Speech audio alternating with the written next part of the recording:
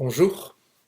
Eh bien, à la différence de la précédente séance où nous avons travaillé sur l'usage de la couleur comme élément accompagnant un volume, en particulier, vous aviez cette directive de construire une composition colorée en respectant les parallèles et les perpendiculaires aux arêtes de l'objet sur lequel nous avions été amenés à travailler, en l'occurrence un modèle assez simple, le conteneur maritime. Et bien cette fois-ci, nous allons travailler à contre-pied et expérimenter, explorer la couleur comme élément permettant de troubler la perception de l'espace, de déstructurer le volume. Alors il y a un principe assez connu qui est celui du camouflage, que les militaires et les armées connaissent bien, mais il y a aussi des projets de référence intéressants, en particulier dans le domaine de l'architecture, comme une œuvre d'un architecte américain qui s'appelle Garofalo et qui en 1991 a conçu The Camouflage House.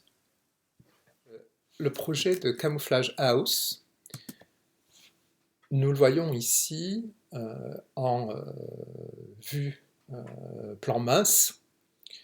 Bon, c'est un exercice d'architecture où la dimension graphique est extrêmement dense et traite à la fois l'objet architectural et le sol, de manière à ce que justement le volume de l'objet se confonde avec le sol. Bien sûr, nous n'irons pas jusqu'à cette réflexion-là, nous ne traiterons pas le sol, nous traiterons simplement l'objet pour expérimenter cette manière de faire au niveau de la couleur. Donc ce que l'on peut remarquer sur The Camouflage House, c'est bien sûr la façon dont les formes géométriques sont totalement déstructurées et deviennent quasiment imperceptibles pour laisser place bien sûr au jeu graphique des éléments colorés qui, comme nous le remarquons bien sûr sur cette image, ne suivent absolument pas les directives d'une géométrie où les arêtes feraient finalement autorité, hein. Mais au contraire, l'usage de la couleur et des réserves de couleur est totalement indépendant de la géométrie de l'objet. Alors on retrouve ça un petit peu aussi dans les réflexions stratégiques sur la manière par exemple de camoufler un bateau sur la surface de la mer. Ça porte un nom très particulier, c'est ce qu'on appelle dazzle, D-A-Z-L-E. Donc c'est une pratique de camouflage furtif, voilà, qui vise à protéger un bateau, par exemple, des attaques de sous-marins et des tentatives de destruction au moyen de torpilles. Donc on voit ici qu'il y a un graphisme totalement indépendant du volume.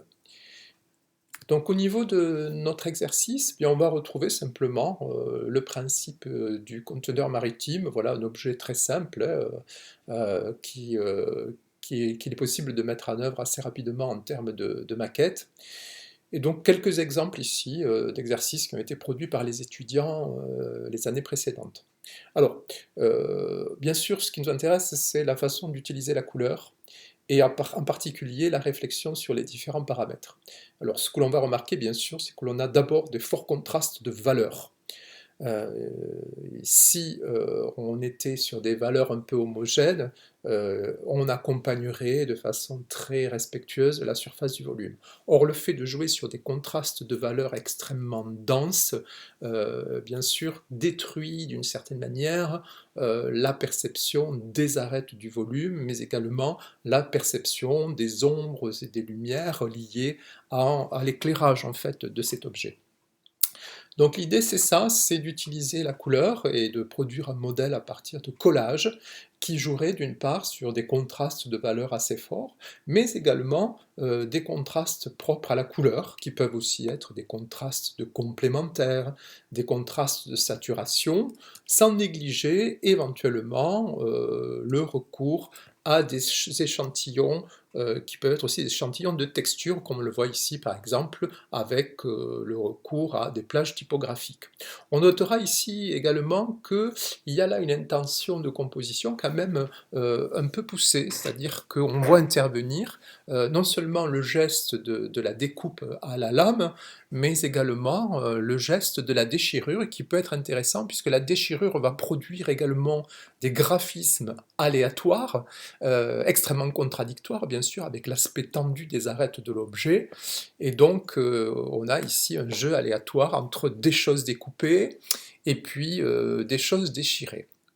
Donc vous voyez un travail assez complexe qui joue à la fois des contrastes, qui joue également des textures et qui joue également des effets de découpe.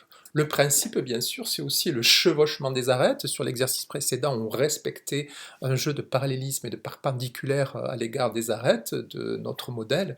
Eh bien, dans cet exercice présent, il s'agit justement comment dire, d'être irrespectueux hein, de l'autorité de l'arête et éventuellement de chevaucher d'une face à l'autre également notre objet, et avec intention bien sûr à la fois de produire une composition graphique qui a un intérêt dans sa dynamique, dans sa dimension esthétique, mais également dans sa fonction qui vise ainsi à déstructurer un objet.